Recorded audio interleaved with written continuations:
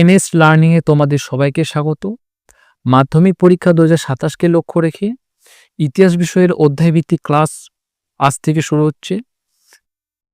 আজকের এই ভিডিওর টপিক হচ্ছে খেলার ইতিহাস ও আধুনিক ইতিহাসের বৈচিত্র্য ও সামাজিক ইতিহাস। তো আধুনিক ইতিহাস চর্চা পড়তে গেলে তোমাদের প্রথমকে আধুনিক ইতিহাস চর্চা জিনিসটা কি সেটা জানতে হবে। তো আধুনিক ইতিহাস হলো প্রমাণের ভিত্তিতে রাজা ও যুদ্ধের পাশাপাশি সমাজ ও সাধারণ মানুষের ইতিহাস। মানে রাজা ও যুদ্ধের পাশাপাশি সমাজ ও সাধারণ মানুষের ইতিহাস বর্ণনা করা হলো আধুনিক ইতিহাস চর্চার মূল লক্ষ্য।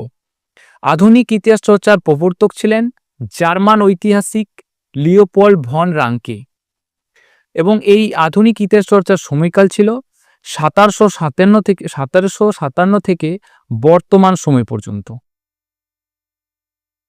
এবং এই আধুনিক ইতিহাস চর্চা মূল বিষয় কোনগুলো ছিল সেগুলো নিয়ে এবার লক্ষ্য করব।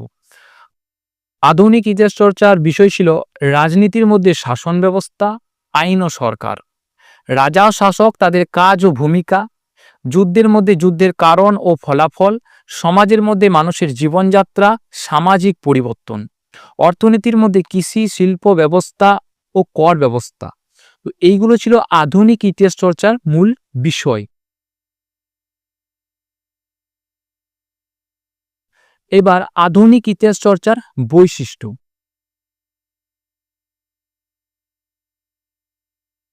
আধুনিক ইতিহাস চর্চায় শুধু রাজা বাদশাহের নয়, রাজা বাদশাহের কথা নয়, সাধারণ মানুষের জীবনকেও গুরুত্ব দেওয়া হয়েছে।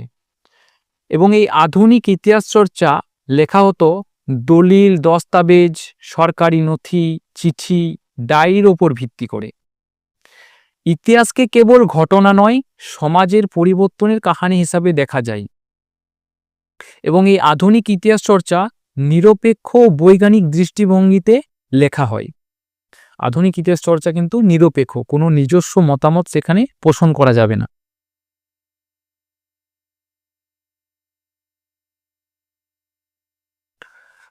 এবার আধুনিক ঐতিহাসিক চর্চায় কিছু ঐতিহাসিকদের মতামত। লিওপোল্ড ভন রাঙ্কে একজন জার্মান ঐতিহাসিক, যাকে আধুনিক ইতিহাস চর্চার জনক বলা হতো। তিনি ইতিহাসকে বিজ্ঞানের একটি শাখা বলেছেন। তিনি মনে করতেন যে ইতিহাস হলো বিজ্ঞানের একটি শাখা এবং এই লিওপোল্ড ভন রাঙ্কেকে আধুনিক ইতিহাস চর্চার জনক বলা হতো। তাছাড়া জিএম ট্রাভিলিয়ান একজন ব্রিটিশ ঐতিহাসিক, ছিলেন একজন ব্রিটিশ ঐতিহাসিক। তিনি ইতিহাসকে অন্যান্য বিদ্যার জননী বলে অভিহিত করেন। তাহলে এই জিএম ট্রাভিলিয়ন একজন ব্রিটিশ ঐতিহাসিক, যিনি কিন্তু ইতিহাসকে অন্যান্য বিদ্যার জননী বলে অভিহিত করেছেন।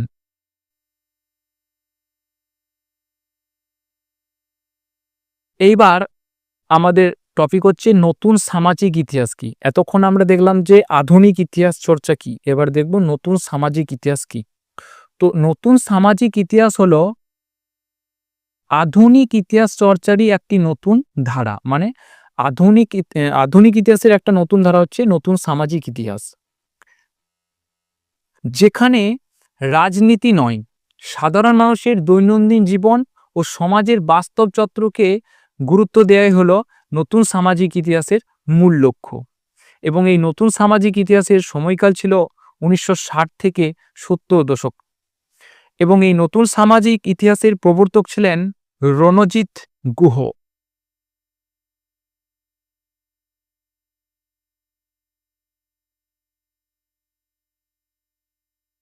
এবার নতুন সামাজিক ইতিহাস চর্চার বৈশিষ্ট্যগুলো দেখে নেব। কৃষক, শ্রমিক, নারী, দলিত, প্রান্তিক মানুষের জীবন নিয়ে আলোচনা করেছিল এই নতুন সামাজিক ইতিহাসের মূল বৈশিষ্ট্য।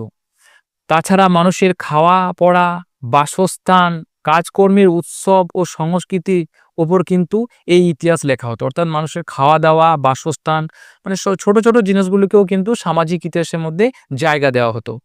সমাজের ভেতরের পরিবর্তন, সম্পর্ক বিশ্লেষণ করা হতো এই সামাজিক ইতিহাসের মধ্যে। রাজা বাদশাহের বদলে সাধারণ মানুষের ইতিহাসই ছিল কিন্তু এই সামাজিক ইতিহাসের মূল কেন্দ্র।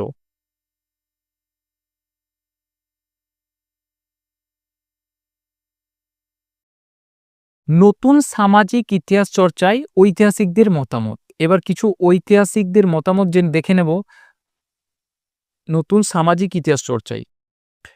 জুর্গেন কোকো বলে একজন ঐতিহাসিক, জার্মান, তিনি ছিলেন জার্মানির লোক, তিনি একজন জার্মান ঐতিহাসিক ছিলেন। তার মতে সমগ্র সমাজকে যাচাই করা ইতিহাসের মূল লক্ষ্য। তো এই জুর্গেন কোকার মতে এই সমাজকে যাচাই করা ছিল নতুন সামাজিক ইতিহাসের মূল লক্ষ্য। বড় মাপের কোনো ব্যক্তি নয়, রাজনীতির টানাপোড়েন নয়, ঘটনার ঘটা নয়, সমাজ জীবনের সমস্ত দিক তুলে ধরাই ছিল ইতিহাসের মূল লক্ষ্য। তারপর ভিকো একজন ইতালির ঐতিহাসিক। তার গ্রন্থ নিউ সায়েন্স, সেখানে তিনি ইতিহাস ও সমাজবিদ্যাকে যৌথভাবে প্রয়োগ করেছেন। অর্থাৎ তার নিউ সায়েন্স গ্রন্থে কিন্তু তিনি ইতিহাস ও সমাজবিদ্যাকে যৌথভাবে প্রয়োগ করেছেন। তো নিউ সায়েন্স গ্রন্থটির লেখক হচ্ছে তাহলে কে? ঐতিহাসিক ভিকো।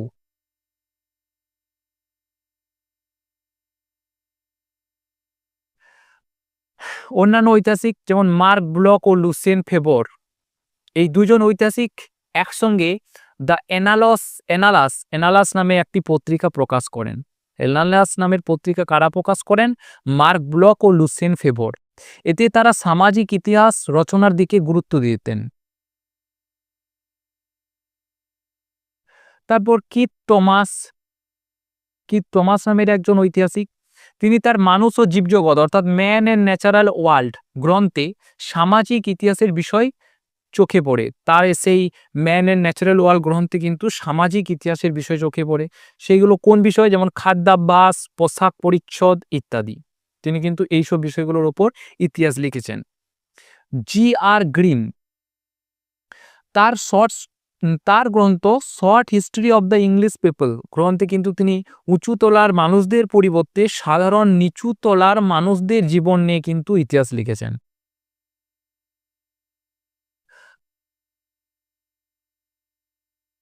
এরপরে টপিক হচ্ছে খেলাধুলার ইতিহাস। খেলাধুলা আর ইতিহাস বলতে মানব সভ্যতার বিকাশের সঙ্গে মানুষের বিকাশের সঙ্গে সঙ্গে খেলাধুলার যে উৎপত্তি হয়েছে, তারপর তা বিবর্তন হয়েছে এবং তারপর সেটা কি হয়েছে একসময় জনপ্রিয় লাভ করেছে, সেই ধারাবাহিককে বোঝায় খেলার ইতিহাস। এবং খেলাধুলা কোনো একটা বিনোদনের ইতিহাস নয়, এর সঙ্গে রয়েছে সংস্কৃতি, রাজনীতি ও অর্থনীতির সঙ্গে একটা গভীর সম্পর্ক।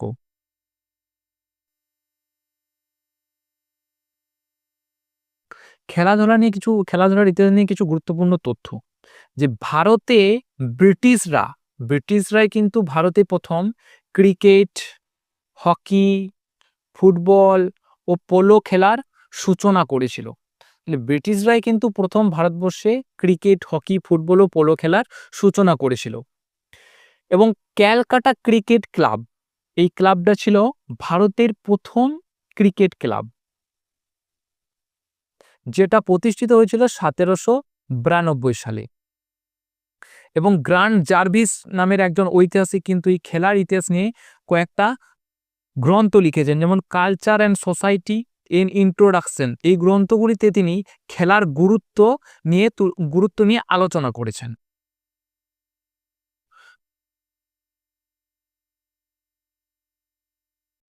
তো এই ছিল আজকের টপিক। 3টে টপিক নিয়ে আলোচনা করা হলো: খেলাধুলার ইতিহাস, নতুন সামাজিক ইতিহাস ও আধুনিক ইতিহাস। আরও এরকম ভিডিও দেখার জন্য সাবস্ক্রাইব করে রাখতে পারো।